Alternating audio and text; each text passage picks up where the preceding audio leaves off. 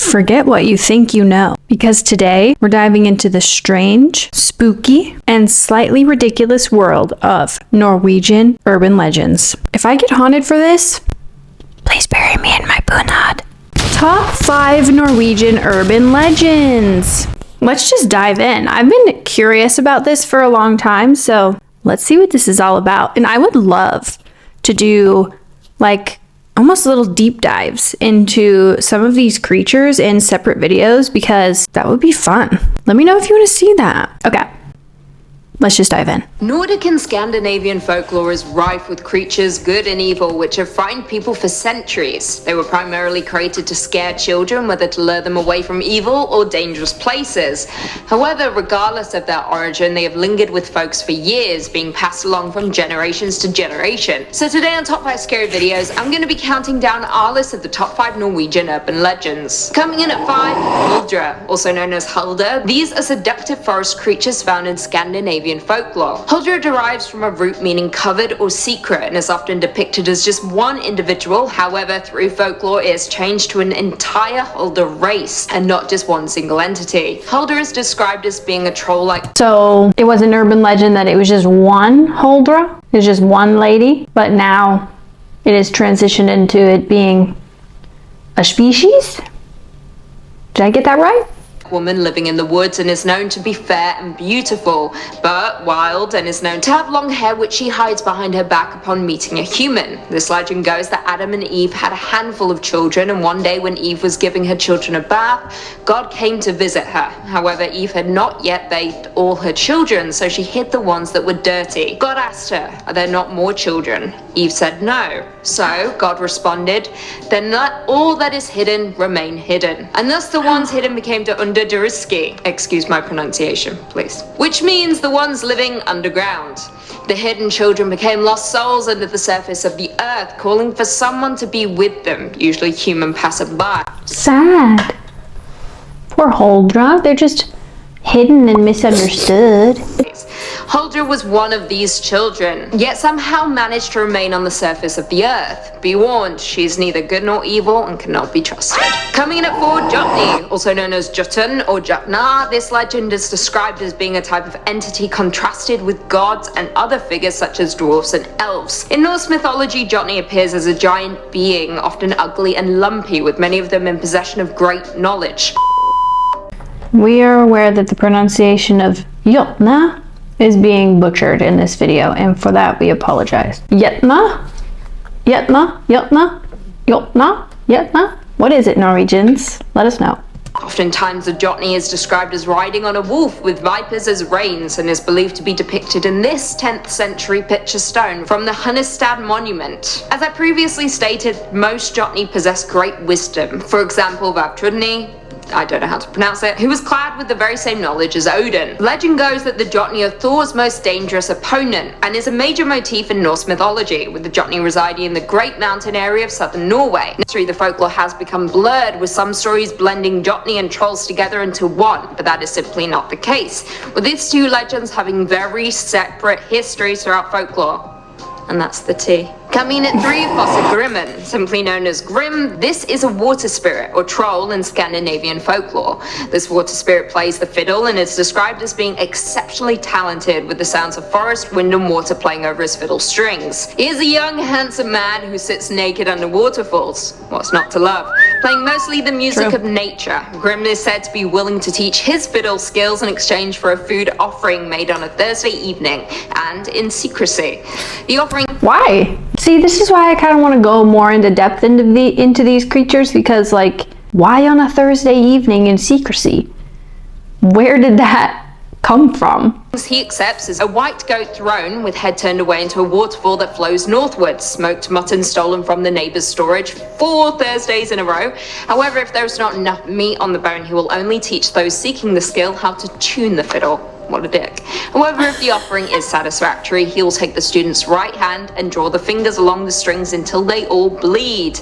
But after that time, the student will be able to play so well that, I quote, "the trees shall dance and torrents in their fall stand still." It is rumored that Torgeir Orgensen, better known as Millegutten, was a famous fiddle player from Telemark, Norway, who was so good at the fiddle that he was believed to have sold his soul in exchange for Grimm's skills. What? That's cool. I'm gonna look him up. Torgeir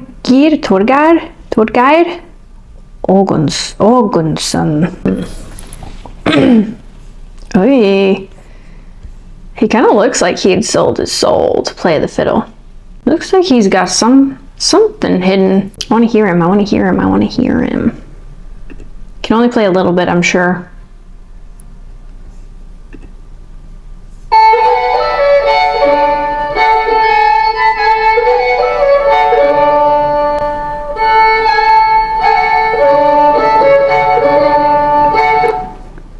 Cool. Sounds very Norwegian. Sounds like when you go to the folk museum in Oslo and they have music playing. That's what it sounds like. He died at 21? How sad. Did 21. Huh? Oh, no. Did 21 of November 1872. He was 71 year old. He was 71 years old. So he did not die at 21. Interesting. I mean, I believe it. He kind of looks like he would sell his soul to be a good fiddle player. Coming in at 2, Nokken. Nokken is the Norwegian name for a specific type of water spirit, also known as the Nak or the Nika. The Nokken are supposedly able to shapeshift, but are more commonly known as male water spirits who lure women and children to their deaths, usually using their enchanted violin. This most commonly occurs at Christmas. I wonder why there's so much music-centered folklore. Is that just normal for like all folklore, or is that specifically like a Norwegian folklore thing? Christmas or on Midsummer's Eve, with the Nokken targeting pregnant women or children that had yet to be baptized. Now, it's not easy to... Of course it did. to shapeshift. However, reports have stated that he is a rather elegant man, oftentimes lurking inside the waterfall. Seems to be where all the hot men are lurking these days. However, sometimes he has been depicted as a brook horse. Be warned, the Nokken will become unhappy if he does not have access to water, with tales emerging of one spirit who went to live with a human after they had fallen in love, but was unable to stay due to their deep yearning to be by the water.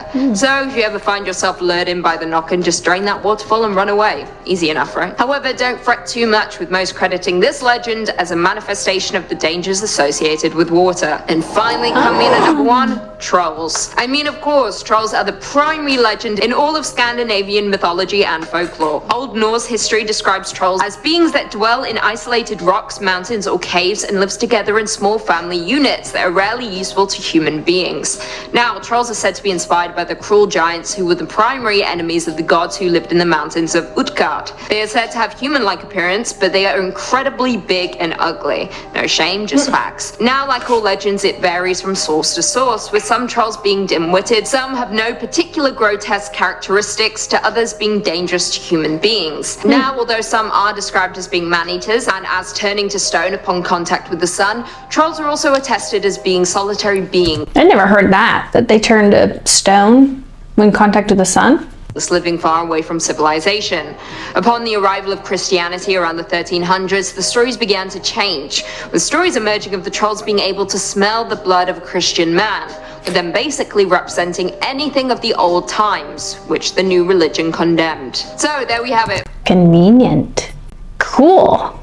I also found this Reddit thread, darkest or scariest Norwegian folklore stories. Nokken. Yeah, that's the creature with the violin that captures you if you're not baptized, right? If you're in Bergen and into mysterious cold cases, look up the Isdal woman case. Isdalskvinnen in Norwegian. She's a woman who was found dead in November 1970 in a forest trail outside Bergen. Her identity to this day remains a total mystery. We just know she wasn't Norwegian. Ooh! Let's see if anyone has made a video about her. Oh! BuzzFeed Unsolved has. I'm not gonna watch that because that's gonna be copyright, but here's a short.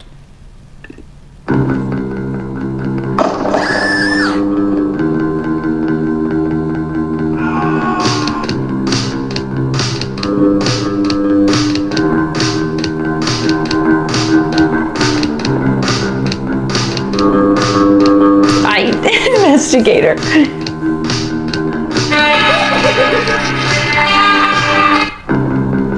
What? That did not explain anything, except that she was burned and that she had died 100 years ago or something. Thoughty 2 has a great vid on this. I'd probably get copyright too if I was to watch that, but it would be interesting to like find out a little bit more about her. I'll definitely look that up. Let me know if you want to see me do a video on her.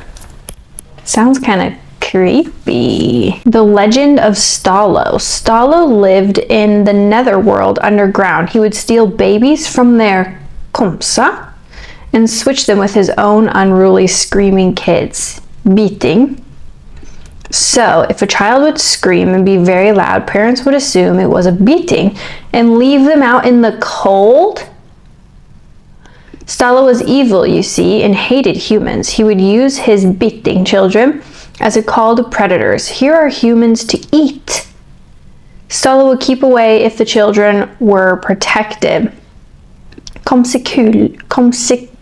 Komsekula is a silver ball with 5 hops on, normally a necklace. It's still a common gift for babies. In Sápmi, I still wear mine from time to time. I'd love to see a picture. Ooh. It's like a troll, basically, right? Stallo in Sami folklore is a mythical figure often depicted as a large, evil, and scary being, sometimes resembling a troll or a demon. Stallos are often associated with the Sami's Christmas stories, where they are described as giants who can eat naughty children. Oh, so it's kind of like is it associated with like if you're not good, the Stallo will come and eat you instead of getting presents for Christmas? Key characteristics of Stallos: they're large and scary. Evil and dangerous, connected to Christmas. Despite their size and strength, Stallos are often portrayed as clumsy and stupid, allowing humans to outsmart them. That's funny. That wasn't in her video. I think it's cool that it's Sami. Are most of these from Sami tradition? Let me know if you know. Vardoger. I'm not a believer in anything supernatural, but I like how English doesn't have the German word Schadenfreude from joy from other people's misfortune because you hate them for whatever reason. I'm going to have to say I have experienced the phenomenon Vardøger a shit ton of times. It's basically hearing the ghost of somebody arriving before they physically arrive. It's like deja vu, in a sense. Hearing the ghost of somebody arriving before they physically arrive. Ew. Basically, it's not directly scary, but you can be expecting a person to come home, and then weirdly, 5 to 20 minutes before somebody actually comes in the door, you realize you misheard them coming through the door or arriving by car outside. Just the usual sounds of that person you're used to. This sounds so much like, what is it? A mimic. Isn't that what it is? A mimic? Where like you'll hear someone come in, but then it ends up not being them. Or I think sometimes people can even like see mimics, and then the real person comes home and you're like, I just saw you come inside and walk upstairs. Creepy. So when they actually come through the door sometime later, you're kind of confused, and it can often lead to conversations about confusion regarding if the person arrived and then perhaps got distracted on the phone, seemed to be rummaging in the hallway, garage, or whatever, but nobody was there as a person comes in and say they went straight in. My brother always stayed out late when we were teens. Everybody had gone to bed, and I'd keep expecting him to come home before I fell asleep. Very often I realized I heard him 2 times. First the Vardøger, and then the actual one. The first one is faint but loud enough you actually think it's real. Then the person arrive and things get weird.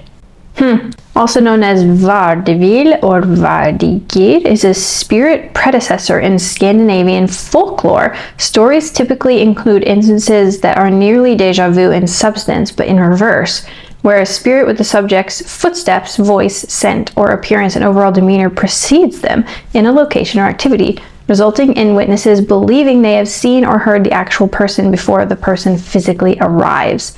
This bears subtle difference from a doppelganger, with less sinister connotation. Oh, originally Vardoger was considered a sort of guardian spirit. Thus, a Vardoger is a representation of a human's inner essence, which manifests as an animal that most closely resembles the personality of the human. Creepy. Ew, I have the chills. Imagine thinking that someone came home, but really they didn't. And like, ooh, creepy. Alcohol and food prices here will probably scare your hair white. They are really scary, also based on real life. I don't think that I grew up with any type of urban legends like this. That's so interesting though. I love stuff like this. I love scaring myself. I don't know why. Just always have.